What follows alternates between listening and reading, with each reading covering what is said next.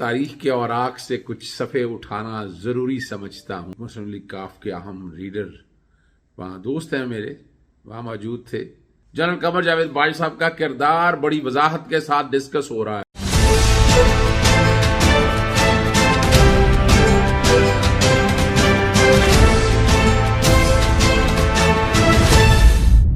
अस्सलाम वालेकुम। मोहम्मद अजहर सिद्दीक अपने प्रोग्राम पॉलिटिकल डायरीज के साथ हाजिर खिदमत है। आने वाले दिनों में बहुत सी तब्दीलियां देख रहे हैं। सोशल मीडिया टीम कुछ तवज्जो नहीं है, मेरे पास वक्त भी नहीं है, लेकिन कुछ चीज़ें आप लोगों के साथ शेयर तो मैं करता रहता हूँ।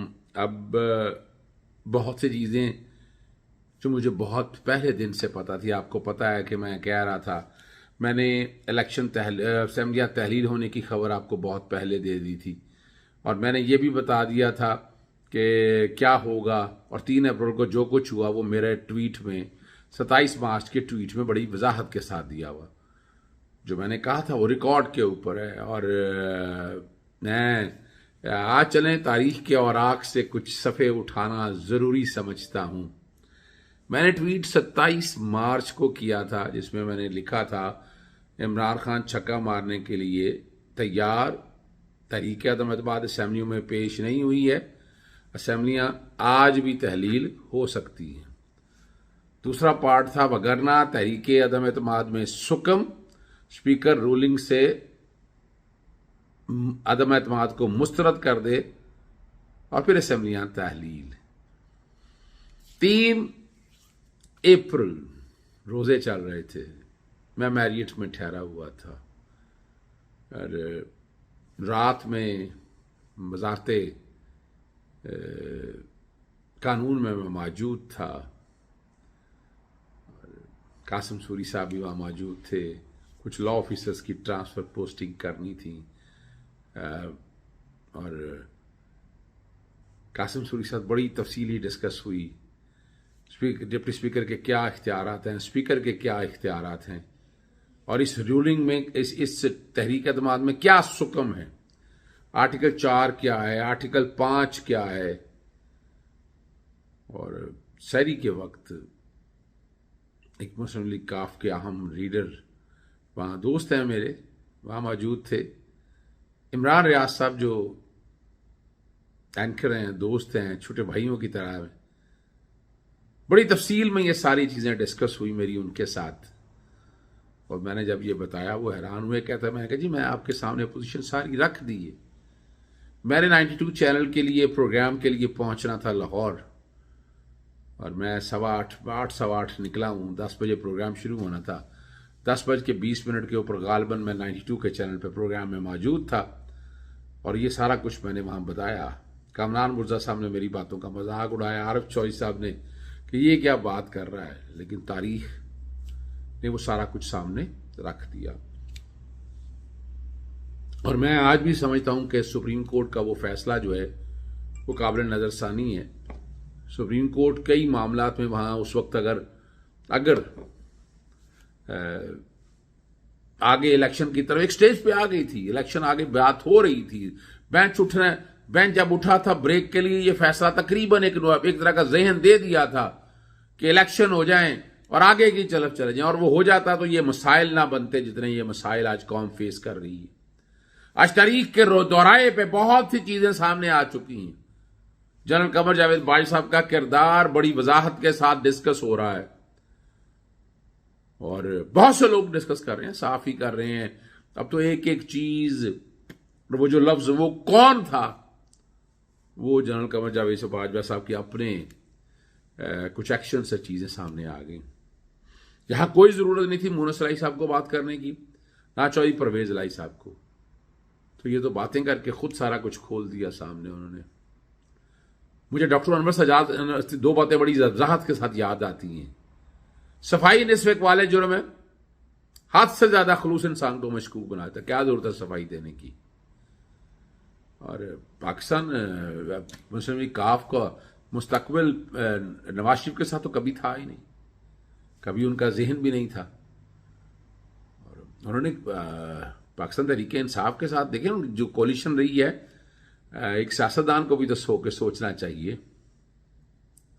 फिर आपको याद है असद कैसर के ऊपर स्पीकर नेशनल असेंबली के ऊपर क्या प्रेशर था, ताहयात नाली, और मैं आपके प्रोग्राम में कहता ताहयात नाली नहीं हो सकती है, मैं आपको कहता रहा हूं यह सारा। प्रिजनर वैन्स आ जाना, रात को सुप्रीम कोर्ट का खुलना, फिर हेलीकॉप्टर्स के बारे में बातें आप सुनते रहे, फिर ये तो सारी देखेंगे, ये सारी चीजें छपी हुई हैं, ये सारा कुछ डिस्कस करते रहे। इस्लामाबाद हाईकोर्ट का खुल जाना और एक ये बात आना के सामने, और एक बात वो भी सामने आ गई, नजम सेठी ने कह दिया कि वो कहीं सैक ना कर दिया इमरान खान। फिर ये भी बहाना चलता रहा, ये भी बात चलती रही कि मार्शल ना आ जाए। मैं आपको कहता रहा था मार्शल नहीं आना यहां पर, ना मार्शल आने के कुछ चांसेस हैं। और जो बात है इमरान खान ने 27 तारीख वाले दिन जो कही साइफर के बारे में, वो तो अब सच साबित हो रही है। डॉक्टर असद मजीद को सेक्रेटरी खारजा तैनात कर दिया गया है, और साइफर की कहानी हम आपके सामने, ऑपरेशन रजीम चेंज, मैं उसे 1 कहता हूं, और अभी जो हालात चल रहे हैं मैं इसको ऑपरेशन रजीम चेंज 2 कह रहा हूं। अब आगे क्या होगा कि बहुत सी बातें अब खुल के सामने आ चुकी हैं, और इतनी ज्यादा अंडर डिस्कशन चीजें नहीं होनी चाहिए थी, अब बहरहाल हो गई हैं। अब तो हर कोई सोशल मीडिया के ऊपर स्पेसिस पे बैठ के बात कर रहा है, बाकी चीजें सारी देख रहा है, और आप लोगों को ये जो राज है, अब ये राज रह नहीं गए हैं यार। गली मोहल्ले और थड़े की सियासत पे ये बात आ गई है, जो कभी बात ऐवानों में हुआ करती थी। और इमरान खान साहब ने इमरान रियाज के प्रोग्राम में एक एक का नाम लेकर और ये सारी चीजें वजाहत कर दी। चौधरी परवेज इलाही के बयान की कोई अहमियत नहीं रह गई, मोनस इलाही के बयान की भी अहमियत कोई नहीं रह गई है, और जनरल कमर जावेद बादशाह का किरदार जो है, और बीबीसी ने जिस तरह के आर्टिकल लिखे हैं इसके ऊपर, जिस तरह की गुफ्तगू हो रही है, तो वो बहुत कुछ बैगेज अपने साथ ले गए हैं, और तारीख में इतना controversial chief of the army staff शायद ही कोई रहा हो। जुल्फकार जनरल ज़ियाउल हक का अपना एक किरदार रहा, जनरल परवेज मुशर्रफ का अपना एक किरदार रहा, लेकिन जनरल कमर जावेद बाजवा साहब के बारे में और तकलीफ ये भी हुई, इसमें कोई शक नहीं है, कारोबार उनका अपना, उनकी मिसेस के हवाले से उनके ससुर क्या काम करते थे, उन्होंने सारी चीजें डिक्लेयर कर दी हैं। इनकम टैक्स की रिटर्नों में, वेल्थ स्टेटमेंटों के अंदर मौजूद है सारा कुछ, लेकिन सवालिया निशान बहुत छोड़ गया है। फिर बेल्जियम के बारे में बातें होती रही, फिर जनरल कमर जावेद बाजवा साहब की लंदन में मुलाकातें, उनके बारे में बातें होती रही, बहुत से लोगों की बातें होती रही। ये सारा कुछ आप देखते रहे हैं, सारा कुछ आप लोगों ने देखा है, ये मेरे कहने से नहीं है, ये सारा कुछ रिकॉर्ड आप सबने देखा है। चैनल के मालकान कुछ क्या करते रहे, लंदन में डेरे क्यों रहे, हर जगह कोई क्यों नजर आया। ये पाकिस्तानी सियासत में हलचल है, पाकिस्तान निकल सकता था इस गर्दाब से। अच्छा क्या कहा गया, और जो इमरान खान ने कहा वो सच साबित हुआ। आज मईशत की हालत देख लें आप, लॉ एंड ऑर्डर देख लें आप हालत। मिफ्ता इस्माइल इसहाक डार पे, इसहाक अब क्या, ये तो खुद कह रहे हैं, और हम तो पहले दिन से कह रहे थे। अगर आपको मेरे अल्फाज याद है, मेरे प्रोग्राम उठाकर देख लीजिएगा, मैंने आप लोगों को क्या कहा था। मैं क्या, ये कुछ 6 कामों के लिए आए हैं। सबसे पहला काम, इलेक्शन कमीशन अपनी मर्जी का लगाना है, चेयरमैन नैब अपनी मर्जी का लगाना है, ईसीएल से नाम निकालने हैं उन्होंने, केसेस सारे खत्म करने हैं, ट्रांसफर पोस्टिंग अपनी मर्जी की करनी है उन्होंने, और इन्होंने खास तौर पर पाकिस्तानी एस्टैब्लिशमेंट आईएसआई को नुकसान पहुंचाना है। उठा ले, देख लें आप। अब मैं तो तारीख की बातें कर रहा हूं, और मैं तो पहले दिन से कह रहा हूं कि मार्च अप्रैल में मैंने कहा था इलेक्शन अप्रैल से पहले मैं नहीं देख रहा। ये वो सारे कड़वे सच हैं जो मैं बता चुका हूं आप लोगों को, मैंने कोई चीज छुपाई नहीं है। अब कई चीजें रीडिटर्मिन और रीअलाइनमेंट का सवाल आ गया है, और जहां अब एस्टैब्लिशमेंट का एक किरदार जो है वो एक नया रुख आपके सामने आएगा, और बहुत से फैसले होंगे। इमरान खान साहब असेंबलियां तोड़ने जा रहे हैं, रोकने की ये जो अब बातें आ रही ना सारी, चौधरी परवेज लाई और चौधरी मोनस लाई वाली, वो तो ये है कि असेंबलियां ना, पंजाब असेंबली ना टूटे। पंजाब असेंबली तो टूट के रहनी है जी, और यही बेहतरी है इस मुल्क के लिए। और इस मुल्क को आगे लेके जाना है।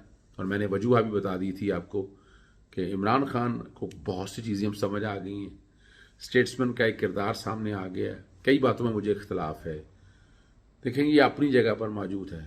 गुड गवर्नेंस, उस्मान बुज़दार का तरीक़ा सियासत, तरीक़ा हुकूमत, वो बहुत से सवाल हैं जो छोड़ गए हैं। और तारीख़ बदला लेती है, याद रखिएगा। तारीख़ में जो कुछ लिखा जाता है किसी न किसी जगह पर वो सामने आना है। ये वो तल्ख़ हक़ाइक़ हैं। और वो कौन था, अब जवाब आप लोगों के सामने मौजूद है। इजाज़त चाहता हूँ। अस्सलाम वालेकुम, अल्लाह हाफ़िज़। पाकिस्तान जिंदाबाद।